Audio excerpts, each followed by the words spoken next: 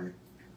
So karon pag today di-file ra right before ni start ang ato ang press conference, si Attorney Colin Rosel as complainant filed a case against Raymond Alvin Garcia, Antonieto Cañete, and John Dos of the Cebu City Police Office, Police Major John Winbert Castigador Yango, Station Commander of Cebu City Police Station 3, and members of the Cebu City Police Station 3, with Attorney Christine Joyce F. Batucan and Attorney Santiago L. Ortiz Jr. The complaint is for the crimes arbitrary detention under Article 124 of the Revised Penal Code, unlawful arrest under Article 269 of the Revised Penal Code, tumultuous disturbance under Article 153 of the Revised Penal Code, physical injuries under Article 266 of the Revised Penal Code, grave threats under Article 282 of the Revised Penal Code, grave coercion under Article 286 of the Revised Penal Code, malicious mischief under Article 327 of the Revised Penal Code, violation of Republic Act Number 11983 for the new Philippine Passport Act, violation of Republic Act Number 8484 as amended by Republic Act Number 11449 or Access Device Regulation Act of 1998, violation of Section 10 of Republic Act Number 7610 or the Anti-Child Abuse Act, along with grave misconduct, gross neglect of duty, grave abuse of authority, with prayer for damages and issuance of preventive suspension order. So muna siya ang na-file today Sa asa nag-file? sa Office of the Ombudsman Visayas. Ikaw ay complainant, Attorney Colin. Ikaw na, sir. Yeah. Pagkita lang siguro na ba mo na siya ang kopyan. So, laro man na siya, o niya, na-receive naman na siya daan. Attorney Coffee.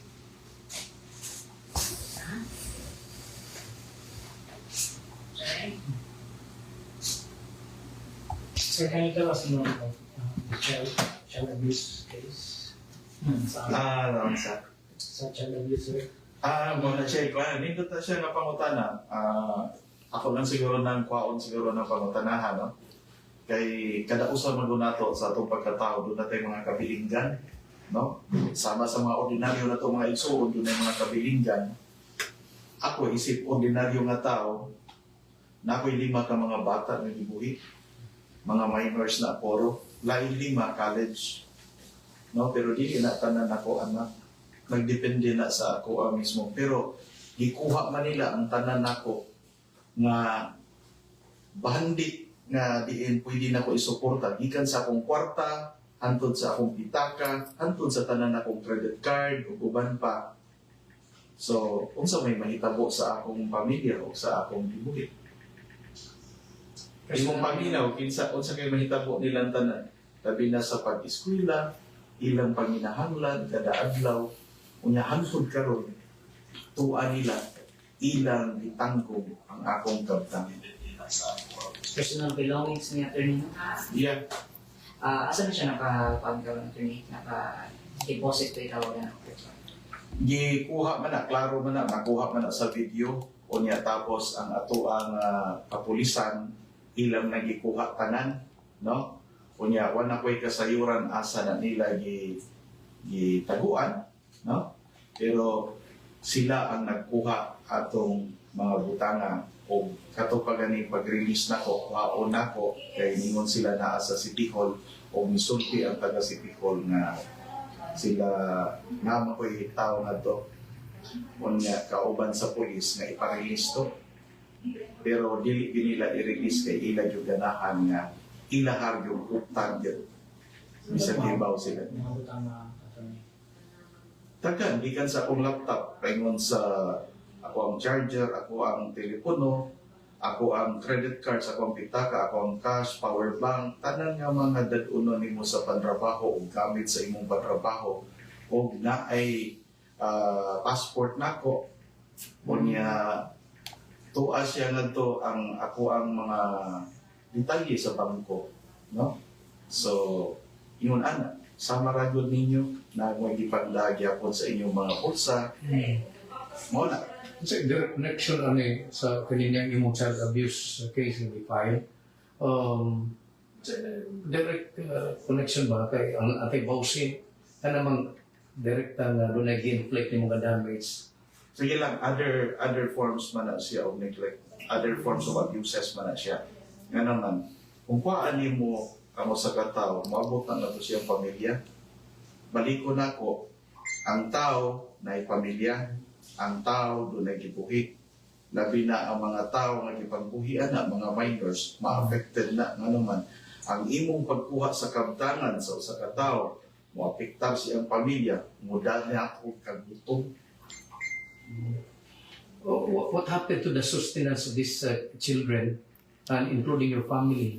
Where are you getting your sustenance? Siyempre, di makaka-access sa imong bangko kay wa man imo ang imong mga access device. Kana bang imong credit card, imong bank di ka kakuan. So, mga yupo ka sa imong mga parente. So, lisod na kayo imong kinabuhi. Utang ka to, no? Gipusasan pa ka, gidakong pa ka, pagkatapos mangutang pa ka, manghangyo pa ka, grabe na nga pagyaga-yaga. Kana kung di na masabtan sa ordinaryo nga tao, wa ka mabuhi ining kalibutan. Pero kung nabuhi ka ining kalibutan na, di ka Mr. Istoryahan na. Si klaro rin ako sila. Supposed to be, itong mga nikuha nila sir sa imong mga katangan, iuli ko sir apan sa pag-release mo. Klaro man na siya, huwag man siya kalambigitan sa unsa mga buhat. Kay Okay. asa man ka makita ng credit card? Gawa siguro kung nagpastipay ko credit card. Diba? Mawala na ang krimen, huwag tig-istoryahan parti ana. Ang imong ATM, tuangad to. Ang imo tanang mga connection sa bangko, tuangad to. Ang imong cellphone mismo, electronic banking, tuangad to gihapon ang mga bangko. Unsaon ako pag-access nga kada usa ka account ana mangutana man nag-asa day ang imo kay ma-register man na sa electronic banking unsang gadget ang imong gigamit. Di ka basta-basta ang transfer. Security measure na. Pero para sa mga tao nga mo lagi, why dili angayan sa panerbisyo gani kay wa makasabot ko unsay dagan sa panahon ug dagan sa kinabuhi sa kada tawo. Mao na pataka na lang tanggong sa bisag unsang bandi. O kasmilan ba sila sir nga ituyok itong kuha from you sir or Aron di ko kapiyansa. Aron sa nga magutman ko niya makalabuso ko ngadto sa presuhan. O niya wa ko'y masangpit tungod kay gihimulbulan man ko. including your cell phone? Yes. Di ko katawag og tabang di tanan. Gituyo to siya. Nakapadakag demand letter. Ang pulis mismo, ang akong mga tao, diretso nga ilang kuhaon, niadto yun, sobra pa sa demand, personal yun nga demand. No? Pero nagdumili sila pag-ayo, ang pulis na mismo, gani, misulti nga, iuli na sa tupad, damor na wag yung kalabutan, nato sa unsa na kaso kay, ang pulis man kuno may ka-aristo na to. Wala mo na magkalimao. Kaya hindi mo sila sir, kinsa ba sir? Ang mga gipangkiya.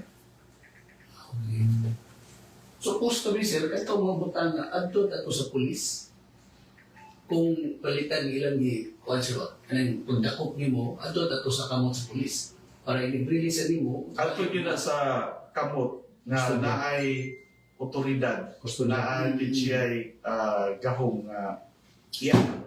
Pero wag gani kay katungdanan ngayon ana, kabutian na ay. Otherwise, kawat na. Yapil ang mukha. Ano ni mag sir? Ano mo gi-file attorney? Kana sir, Ano mo file sir? Pahinga pa na. Ano pa?